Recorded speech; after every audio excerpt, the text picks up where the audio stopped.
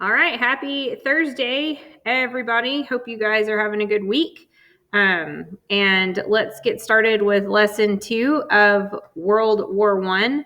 So, you guys haven't seen me, of course, since Monday because that was the last time I actually did like a true lesson. Tuesday was your weird remote day where the only thing I asked you to do was watch the crash course video there at the end of lesson 1, which was about how World War One began. Yesterday, I was not here because I had my checkup for my cancer screening and stuff like that, which I'm happy to say I'm all good, still cancer free. And then and that was yesterday was y'all getting those causes of World War One activities done. If you are in my on level classes, that was something that I wanted you to get done yesterday and turned in yesterday. The students in class had 45 minutes to get that done. And most of them pretty much did. And then my pre-AP kiddos, y'all got an assignment that isn't due until tomorrow because it's a little bit more intense. So, just kind of understand that, those are grades. So you have a responsibility to get those turned in. All right. So, lesson 1 again, and yesterday's activity was looking at the causes, right, of World War One. And that acronym MAIN is incredibly important for you guys to, just kind of keep those causes in your brain. So militarism, alliances, imperialism, nationalism. And, it's important for you to realize that, again, it's not just the assassination of the Archduke Franz Ferdinand that causes World War One. There was so much more to it than that. Okay, he is just simply the catalyst, the spark that gets it all going, right? You don't have everybody declare war on each other in like 8 days if everybody isn't already ready to go. Okay, and so with that being said, your bell ringer today was about, okay, which country declared first and on who? And the answer, of course, to that is Austria-Hungary declared first on Serbia to, of course, avenge the death of Franz Ferdinand and his wife.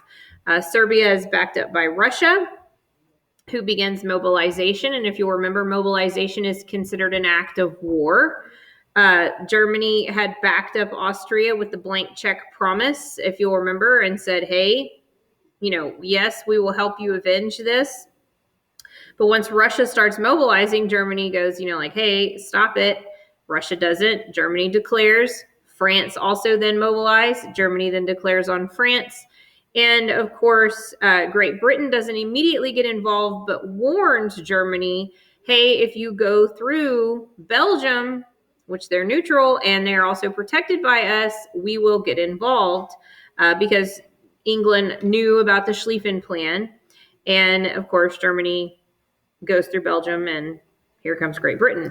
So again, all of that happened though between July 28th and August 4th of 1914. So again, this like 7-8 day window of time. And, so boom, here we go, World War One.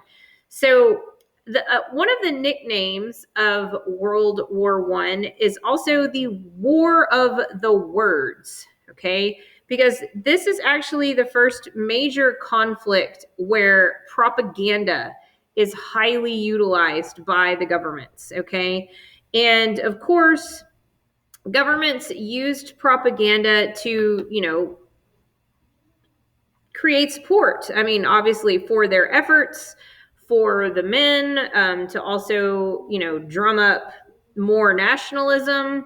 And so there's all kinds of reasons why the government would utilize propaganda during this time. And it's in addition to just creating overall support at home, it's also creating a definite hatred towards the enemy, like an understanding that like they are our enemy, they're the bad guys, we're the good guys.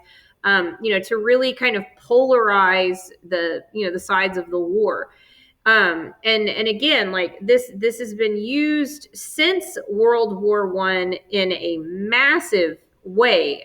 Hitler, for prime example, is going to be one of the most like brilliant propagandists that there ever was.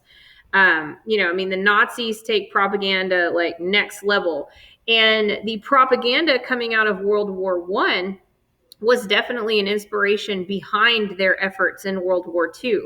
So it's all about, again, like that keeping that nationalist fervor at a height, supporting the troops, supporting your country's cause, and definitely like creating the sense that the enemy is by far the bad guy.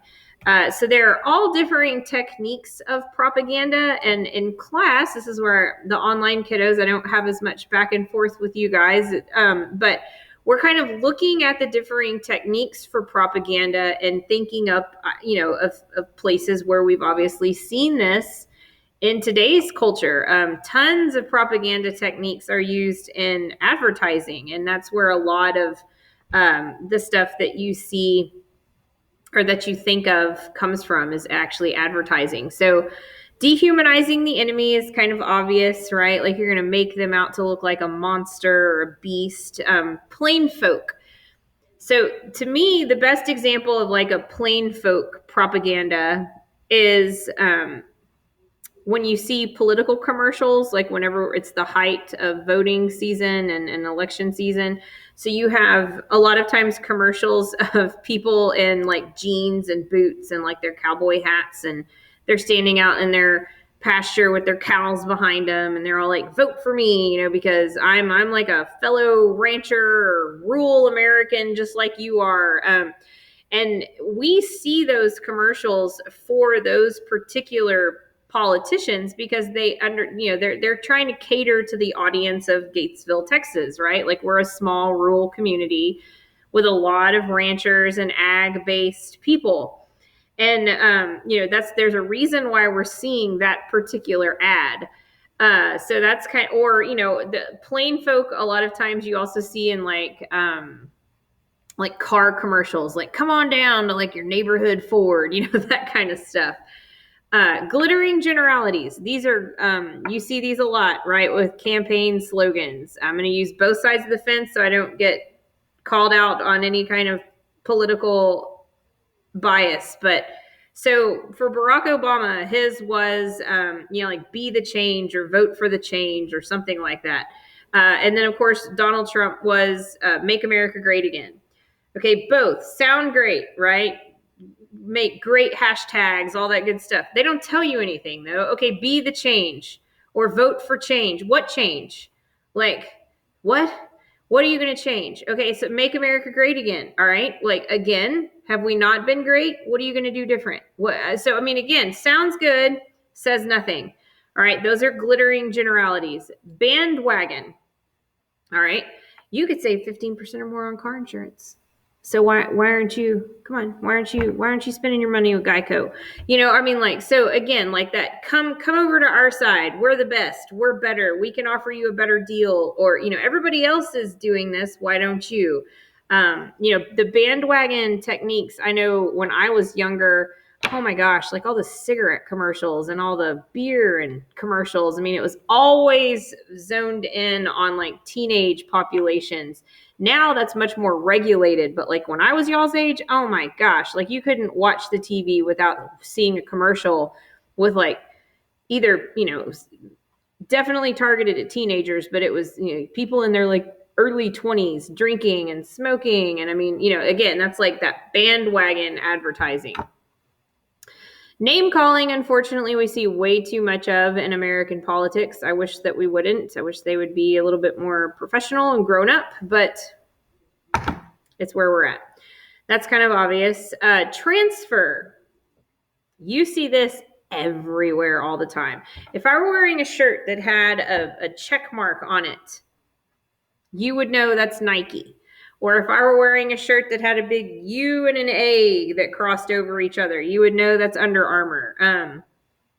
If you see two big yellow arches as you're coming into a town, you know that underneath it is a McDonald's. The list can sincerely go on and on and on. If I were wearing pants that had 3 white stripes on the side, you would know those are Adidas.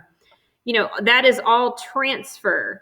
It's using a symbol to associate an idea or a product with it.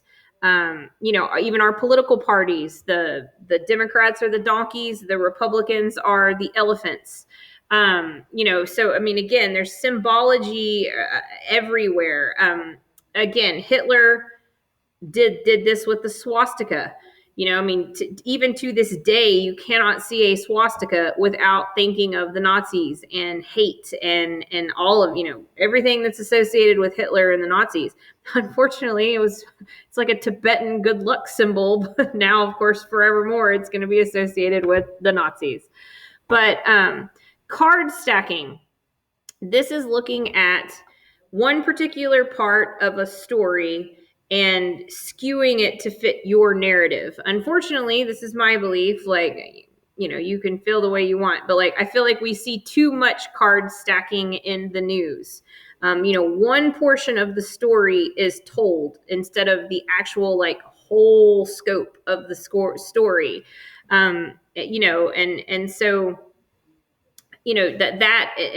It's all about taking a partial truth or only parts of the evidence and again skewing it to where, well, I'm not lying, I'm telling you the truth, but I'm also telling you only half of the truth or half of the story because I want your narrative to focus in on that and not the other part. And so that's card stacking. And then testimonial is, of course, if I were to go out today and buy Aveeno's anti-wrinkle cream, would my skin look as good as Jennifer Aniston's? Probably not, because I doubt Jennifer Aniston uses Aveeno products. But hey, she testifies for them.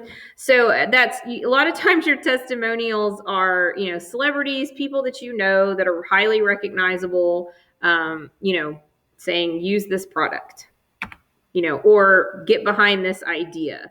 So this is a video that just gives you really great images of posters and things utilized during World War I specifically. And you will realize as you're watching it that it's all very positive, right? It's all rah, rah for the most part, go home team type of stuff.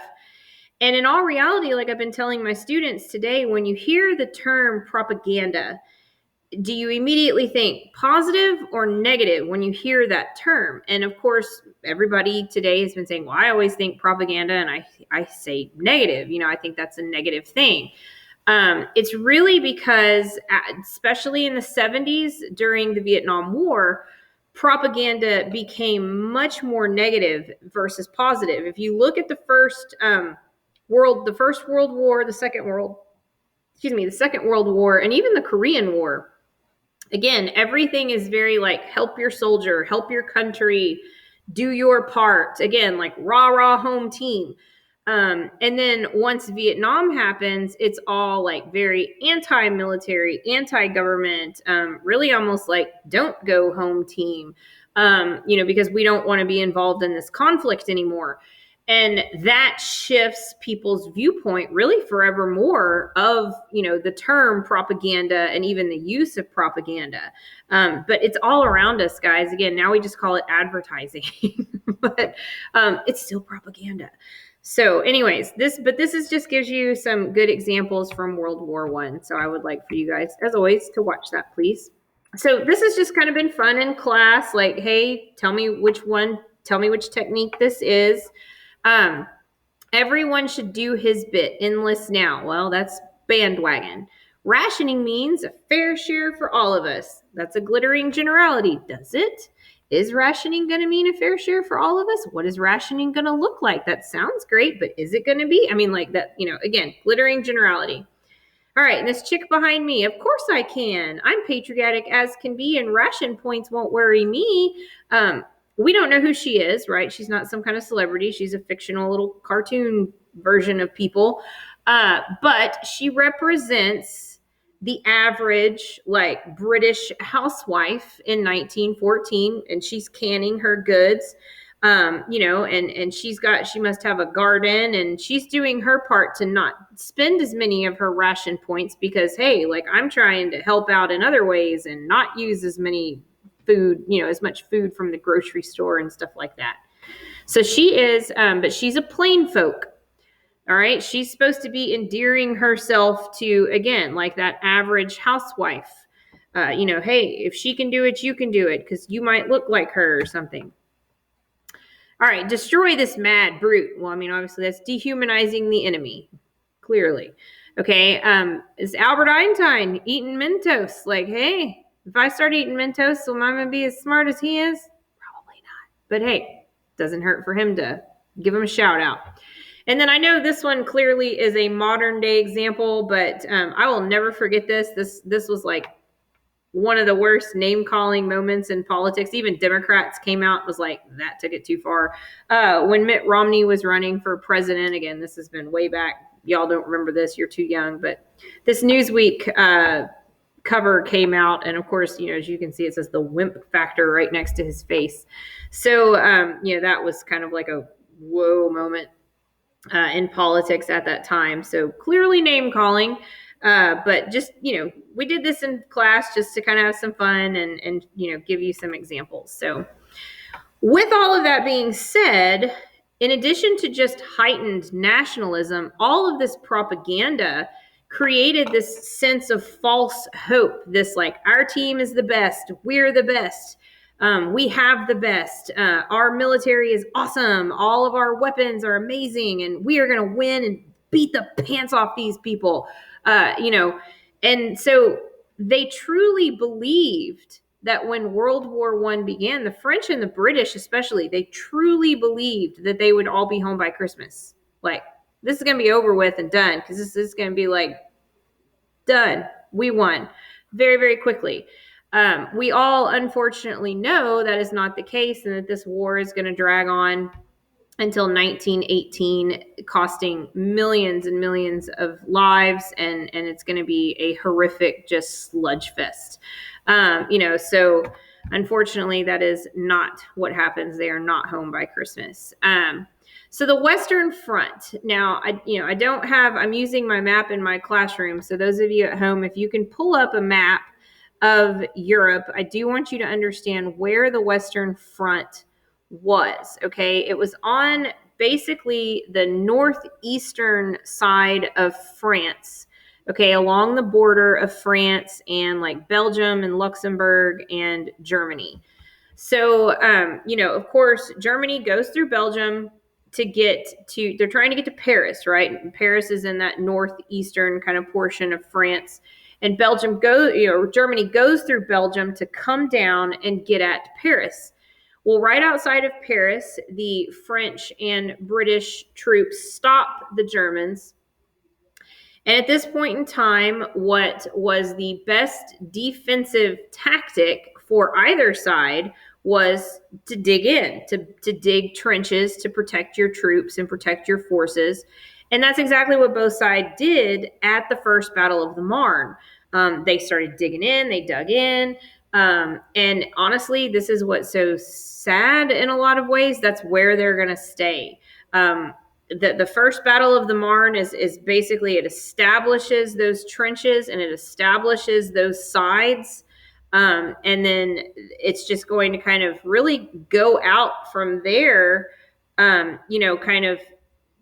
east or north and south. But in all reality, both sides stay in just this stalemated position where it turns very quickly. I mean, September of 1914, it turns into a war that's, again, a war of attrition, and it's all about who is going to wear the other side down first, not who's going to win the most amount of land, who's going to conquer the most stuff, the most people, the most cities, the most towns, which is what the war that we've even studied in this class has been all about. Right now, it's not that, because of industrialization and because of the weaponry. Now it's just who's going to surrender first, because we are just chunking as much ammunition and men and artillery at them as we can, and they're finally just going to wave their white flag. So, and again, it's going to take 4 years of this before finally that happens. And again, just create devastating loss. So, of course, the area in between enemy trenches becomes known as no man's land. And this, it just turns into, again, just almost like dystopic looking. I mean, there's just nothing grows there. I mean, and what's crazy is there's journals even from World War II soldiers who, once D-Day happens and they start pushing towards Germany, they realize like where they are in France, because they can still see the difference of just how the land is still trying to heal itself along no man's land. Like there's journals of men being like, I know that I'm in no man's land because the trees are still, trying to grow back. The grass is still like, there's like a clear difference of even just nature in this area, because again, it was just annihilated for 4 years. So it's, again, the Western Front is going to be the most brutal front of World War I. It's going to be where the majority, the most amount of your casualties are coming from, and honestly, where the vast amount of resources are placed. So, and again, if you'll look at a map, it's right there on that northeastern border of France with Belgium, Luxembourg, and Germany. Just kind of a fun story that I always like telling students, just because in my brain, I always think like, wouldn't that be kind of funny? But at the First Battle of the Marne, the French military didn't have like a ton of trucks. And so they hired Parisian taxi cab companies to take the men to the front lines and like drop them off, and then grab like, weary soldiers and bring them back to Paris for like R&R. But I just always think about those soldiers that, what if that was their very first battle ever in active combat, and they're like, I'm just going to get in my taxi cab and drive to the front. Like, I always think like kind of what a, conflicting emotional moment that might have created for some of those men. And okay, so please, if you're at home, watch this video. I beg of you. It is one of my all-time favorite commercials, and it was made in 2014 to celebrate the 100th anniversary of the beginning of World War I. And it's a British chocolate company that made this ad, and it's about the Christmas truce. So Christmas Eve, 1914, German troops start singing Christmas carols from their trenches. And you have to understand that sometimes your trenches were even as close as like 100 yards, like a football field away from each other. Sometimes they could be miles apart. But again, other times it was way more intimate, and they were, again, maybe 100 yards apart. And so in this particular case, they were closer together. And the British and French troops hear the German troops singing these Christmas carols. And so they start singing them too. They like sing right along with them.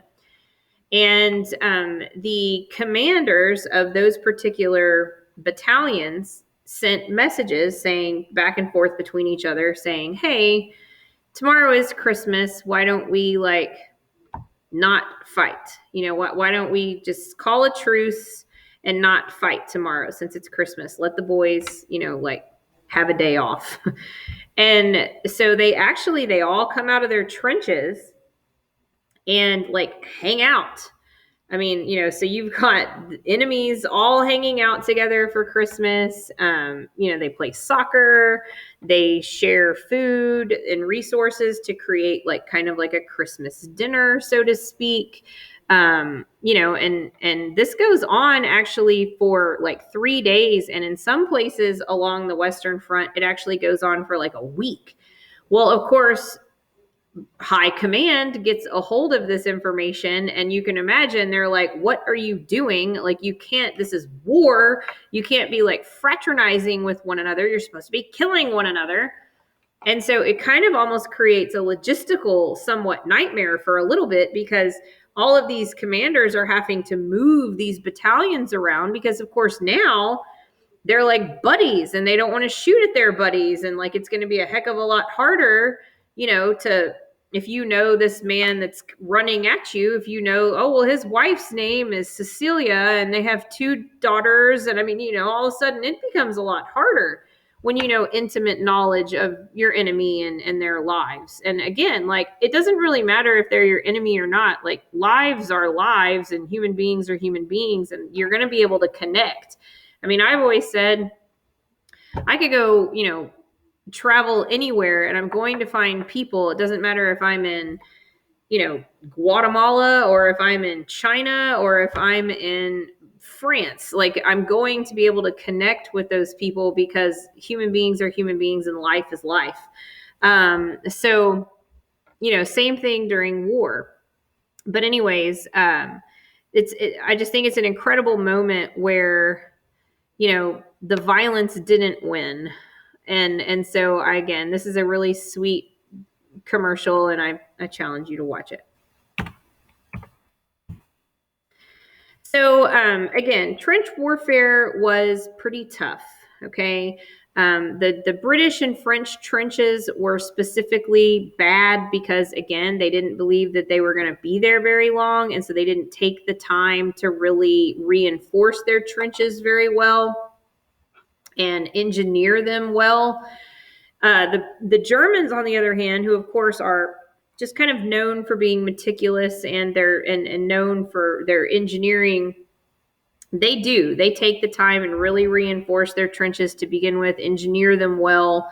Some of them are even like concreted, and some of them even have electricity and running water in their bunkers.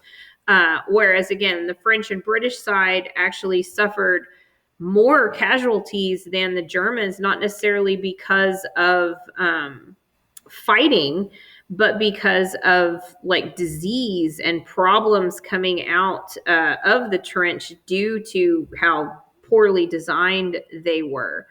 But the trenches were, I can't even imagine like how difficult trench life was like for a soldier. I mean, the video that is right after this, that again, I want you to please watch, just showcases, how kind of just awful it could be. So there's also tons of movies out there that can also, exemplify for you cinematically, what the horrors of trench warfare really looked like. So, and that's as far as we are getting for today.